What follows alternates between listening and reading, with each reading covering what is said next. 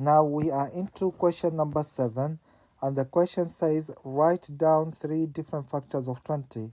We know a factor of a number divides exactly into the number. Let's start by the smallest number, 1. Does 1 divide exactly into 20? Yes, it divides into 20 to give 20. 20 divided by 1 is 20.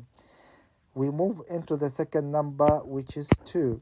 Does 2 divide exactly into 20? Yes. 20 divided by 2 is 10. So we know 1 is a factor of 20 and 2 is a factor of 20.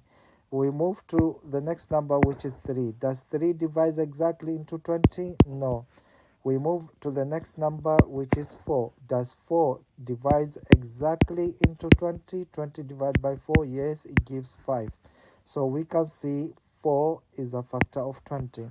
So we have our 3 different factors of 20, which are 1, 2, and 4. So 1, 2, and 4 are factors of 20.